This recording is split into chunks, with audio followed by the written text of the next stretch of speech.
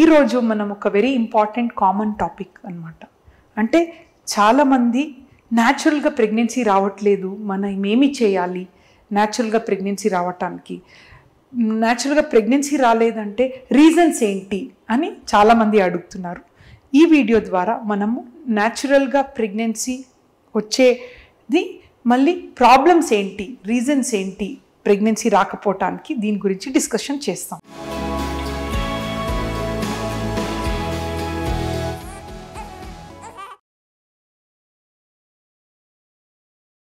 Hi viewers, నేను doctor జ్యోతి, fertility expert, leading team 49 మాట్లాడుతున్నాను. So ఒక లేడీకి, ఒక కపుల్ అన్నమాట, హస్బెండ్ అండ్ వైఫ్కి న్యాచురల్గా ప్రెగ్నెన్సీ అనేది వాళ్ళ రైట్ అన్నమాట. అంటే ఎవ్రీ కపుల్కి ఒక రైట్, హక్కు అన్నట్టు.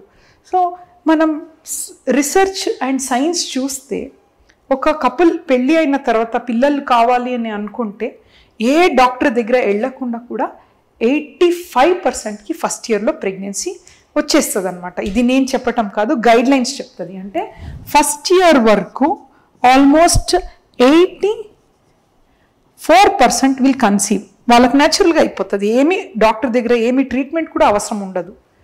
సెకండ్ ఇయర్లో ఆల్మోస్ట్ 92%కి న్యాచురల్గా అవుతుంది అన్నట్టు, ఏమి ట్రీట్మెంట్ తీసుకోకుండా కూడా.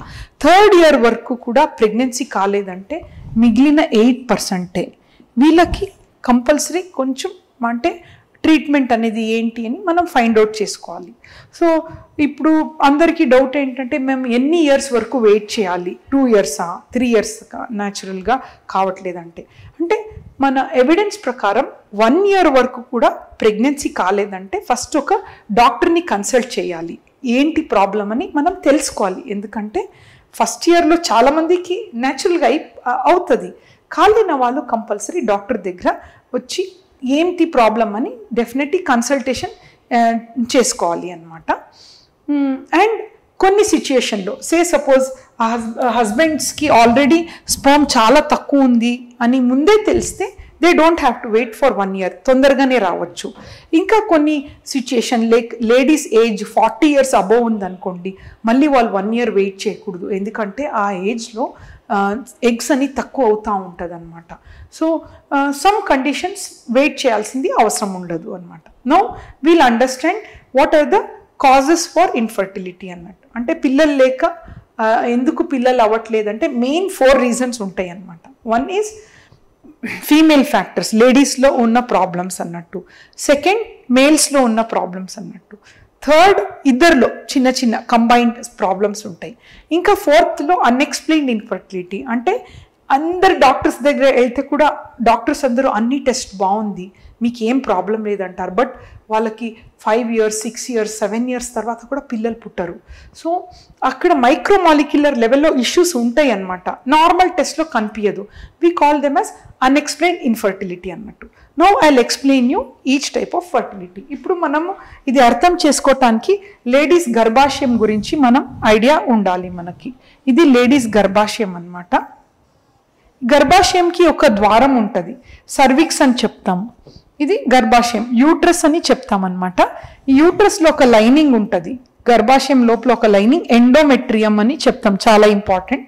ఇది గర్భాశయం, యూట్రస్ అని చెప్తామన్నమాట. సో బోత్ ద సైడ్స్ యూట్రస్లో ట్యూబ్స్ ఉంటాయి అన్నట్టు.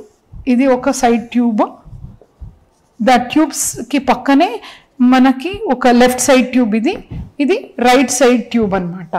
సో ట్యూబ్ కూడా ఒకటి స్లెండర్ స్ట్రక్చర్ అనమాట. దీనికి ఎండ్లో ఒక హ్యాండ్ లెక్క స్ట్రక్చర్ ఉంటుంది, ఫిమ్రియల్ ఎండ్ అని చెప్తాం. సో ట్యూబ్ని పక్కనే అండాశయం ఉంటుంది అనమాట. అండాశయం అంటే ఇది ఒక బ్యాగ్ లెక్క స్ట్రక్చర్, చిన్న చిన్న ఎగ్స్ ఉంటాయి అన్నమాట. అండాశయంలో చిన్న చిన్న ఎగ్స్ ఉంటాయి అన్నమాట. నార్మల్గా ఒక 7 to 8 ఎగ్స్ ఉంటాయి అన్నట్టు లేడీస్లో. కొందరికి 3-4 కింద తక్కువ ఉంటే తక్కువ ఎగ్స్, పువర్ ఓవేరియన్ రిజర్వ్ అని చెప్తాం. కొందరికి ఎక్కువ ఉంటాయి 12 ఆర్ మోర్ దెన్ 12, వాళ్ళకి పాలిసిస్టిక్ ఓవరీస్ అని చెప్తాం. సో లెఫ్ట్ సైడ్ అండాశయం బ్యాగ్ ఓవరీస్ అది అంటాము.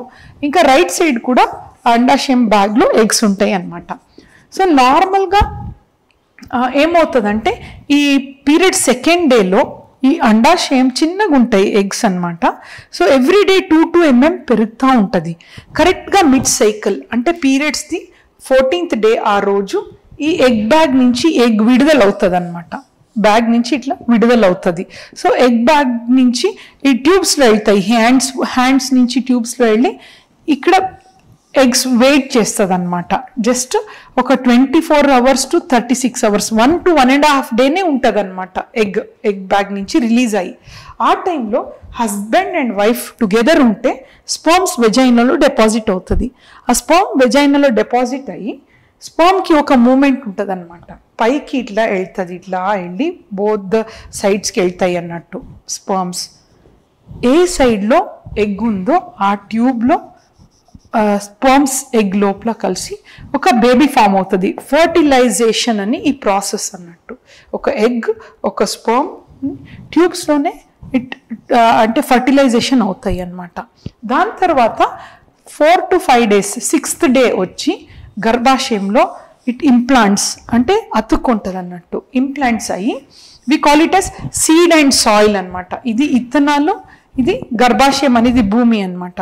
సో ఆ సీడ్ ఈ సాయిల్లో ఇంప్లాంట్ అయిన వెంటనే కెమికల్స్ అన్ని రిలీజ్ అయ్యి, హార్మోన్స్ రిలీజ్ అయ్యి మంచిగా అతుక్కుంటుంది. తర్వాత స్లోగా పెరిగి 1st, 2nd month, 3rd month అట్లా పెరిగి 9 months తర్వాత బేబీ అనేది డెలివరీ అవుతుంది అన్నట్టు. So this is the circle. So మనకి ఎందుకు న్యాచురల్గా కొందరు ప్రెగ్నెన్సీ కాలేదంటే ఫస్ట్ థింగ్ మనం చూడాలి అండాశయం అంటే ఓవరీ రిలేటెడ్ ఏదైనా ఇష్యూ ఉందా. ఏం ఇష్యూ ఉండొచ్చు అంటే కొందరికి చాలా తక్కువ ఉండొచ్చు అండాశయంలో ఎగ్స్ 1 or 2 చాలా తక్కువ ఉంటే సక్సెస్ అనేది తక్కువ అవుతూ ఉంటుంది అన్నట్టు.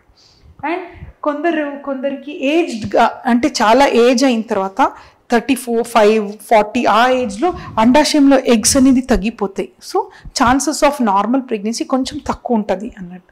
ఇంకా కొన్ని కండిషన్లో అండాశయంలో ఎక్కువ ఎగ్స్ ఉంటే కూడా చాలా ఎక్కువ అంటే 12 to 14, 15 ఉంటే కూడా ఇది కరెక్ట్ టైంకి రిలీజ్ కాదు.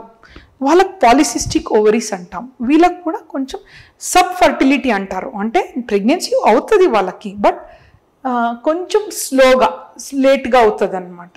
సో నేను ఎప్పుడు ఒక లేడీ నెలసరి ఇర్రెగ్యులర్గా వచ్చినప్పుడు ఫస్ట్ అండాశయంది స్కాన్ చేస్తాం. ఎక్కువ ఎగ్స్ ఉంటే పాలిసిస్టిక్ ఓవరీ, మనం ఏమి వరి అవ్వాల్సింది అవసరం లేదు. ఐ నో సమ్వేర్ కొన్ని లేట్ అవుతే కూడా వాళ్ళు ప్రెగ్నెన్సీ అవుతారని. అదే తక్కువ ఎగ్స్ ఉంటే వాళ్ళకి ప్రెగ్నెన్సీ అయ్యే ఛాన్సెస్ చాలా తక్కువ. మనం కొంచెం ఫాస్ట్గా చేయాలి ట్రీట్మెంట్ అన్నట్టు. So first reason is egg bag ovary related issues. Second issue ఇక్కడ మనం నెక్స్ట్ చూస్తే ట్యూబ్స్ అనమాట. కొందరు లేడీస్లో ట్యూబ్స్ అనేది బ్లాక్ ఉంటుంది మొత్తం. ఇక్కడ బ్లాక్ ఉన్నప్పుడు మనకి ఎగ్ ట్యూబ్స్లో వెళ్ళటానికి ఛాన్స్ ఉండదు, మళ్ళీ స్పర్మ్ కూడా ట్యూబ్స్లో రావడానికి ఛాన్స్ ఉండదు. సో వాళ్ళకి న్యాచురల్గా ప్రెగ్నెన్సీ అయ్యే ఛాన్స్ ఉండదు ట్యూబల్ బ్లాక్ ఉంటే. సో కొందరు అడుగుతారు 1 tube ఓపెన్ ఉంటే ప్రెగ్నెన్సీ అవుతుంది అంటే, ఆఫ్ కోర్స్ 1 tube ఓపెన్ ఉంటే కూడా ప్రెగ్నెన్సీ అయ్యే ఛాన్సెస్ ఉంటాయి. 1 ప్రెగ్నెన్సీనే కాదు, 2nd, 3rd కూడా వాళ్ళకి న్యాచురల్గా అయ్యే ఛాన్సెస్ ఉంటాయి. నెక్స్ట్ ఇస్ 3rd గర్భాశయం అనమాట. గర్భాశయం లైనింగ్ ఎండోమెట్రియం అది బాగా పెరగాలి, మంచిగా బేబీని 9 months వరకు తీసుకొని వెళ్ళాలి. కొందరు లేడీస్లో గర్భాశయం అనేది చాలా చిన్నగా ఉంటుంది, సపోర్ట్ చేయదు 9 months బేబీని. అండ్ కొందరికి గర్భాశయం మంచిగా ఉంటే కూడా పొర ఉంటుంది, సెప్టమ్ అని చెప్తాం. పొర ఉన్నప్పుడు అది పెరగటానికి స్పేస్ ఉండదు అన్నట్టు. అండ్ 3rd ఈజ్ ఫైబ్రాయిడ్, గడ్డలు ఉంటాయి కొందరికి, ఎక్కువ గడ్డలు. అంటే నార్మల్గా ఫైబ్రాయిడ్స్ ఉంటే ఏమీ ఇబ్బంది లేదు, ప్రెగ్నెన్సీ న్యాచురల్గా ఉంటుంది. బట్ కొందరికి ఎక్కువ ఉండి అది అబార్షన్ ఛాన్సెస్ కూడా ఉంటాయి అన్నమాట. అండ్ ఇంకొక ఇష్యూ ఏంటంటే గర్భాశయం అనేది ఒక బలూన్ లెక్క స్ట్రక్చర్, చిన్నగా ఉంటుంది 6 centimeters. బట్ ఒక బేబీ దాంట్లో ఉన్నప్పుడు బలూన్ లెక్క పెరుగుతుంది అనమాట 40 centimeters వరకు. సో కొందరు లేడీస్లో ఈ పెరిగే కెపాసిటీ ఉండదు. We call it as adenomyosis. Adenomyosis ఉంటే కూడా వాళ్ళకి ప్రెగ్నెన్సీ వస్తే కూడా 2nd, 3rd monthలో అబార్షన్ అవుతూ ఉంటుంది అన్నట్టు. This is uterus related issue. ఇంకా 5th గర్భాశయం ద్వారం ఉంటుంది, సర్విక్స్ అని. స్పర్మ్స్ గర్భాశయం లోపల ఇట్లా వెళ్ళాలి. ఈ ద్వారంలో ఏదైనా ప్రాబ్లం ఉందనుకోండి, సర్వైకల్ ప్రాబ్లమ్స్, అప్పుడు కూడా వాళ్ళకి ప్రెగ్నెన్సీ న్యాచురల్గా అవ్వటానికి ఇష్యూస్ ఉంటాయి. సో ఇది అన్ని common. Other reasons like endometriosis అని ఉంటుంది. ఇటువంటి కండిషన్లో కూడా infection, PID, pelvic inflammatory disorder, ఇవన్నీ కండిషన్లో న్యాచురల్గా ప్రెగ్నెన్సీ అయ్యే ఛాన్సెస్ తక్కువ ఉంటాయి అన్నమాట. This is female related issues. Now male related issues. మేల్స్లో కూడా స్పర్మ్స్ అనేది మూమెంట్స్ ఉంటేనే కదా పైకి ఇట్లా వెళ్తాయి, ట్యూబ్స్ దగ్గర వెళ్తాయి. చాలామంది కౌంట్ నార్మల్ ఉంటే ప్రెగ్నెన్సీ అవుతుంది అనుకుంటారు. స్పర్మ్లో not only count, movements also very important. At least ఒక 40% మొటిలిటీ ఉండాలి, కౌంట్ అనేది 25 మిలియన్స్ పైన ఉండాలి, అండ్ స్పర్మ్ కూడా ఒక షేప్ ఉంటుంది అన్నమాట, హెడ్, నెక్ అండ్ టెయిల్. షేప్లో ఏదైనా ఇష్యూ ఉంటే కూడా న్యాచురల్గా ప్రెగ్నెన్సీ అయ్యటం ప్రాబ్లం అవుతాయి. 4% ఉంటే సరిపోతాయి morphologically normal sperms. So third ఇది అన్ఎక్స్ప్లెయిన్డ్ ఇన్ఫర్టిలిటీ. అన్ని టెస్ట్ బాగుంటే కూడా కొందరికి ప్రెగ్నెన్సీ అనేది ప్రాబ్లం అవుతాయి. So we have to detailly analyse what is the issue. So ఇప్పుడు అన్ని ప్రాబ్లమ్స్ విన్నారు. Science is advance so much, అంటే ఏ ప్రాబ్లం ఉంటే కూడా దానికి తగ్గిన ట్రీట్మెంట్ ఉంది. మనం fertility maybe 25 years back success rate చాలా తక్కువ ఉండింది. బట్ ఇప్పుడు because of so much of research and so much of awareness, చాలామందికి ముందు ట్యూబ్స్లో ప్రాబ్లం ఉంటే అస్సలు పిల్లలు పట్టురు అని వాళ్ళు, అండ్ స్పర్మ్స్లో ప్రాబ్లం ఉంటే అస్సలు తండ్రి కాలేరు అని చెప్పేవాళ్ళు. బట్ ఇప్పుడు అట్ ప్రజెంట్ సిచ్యుయేషన్ ఏమి ప్రాబ్లమ్స్ ఉంటే కూడా సొల్యూషన్ ఉంది, because science has developed so much. Any problem solution ఉంటుంది అనమాట. So this is about causes of fertility. Thank you so much.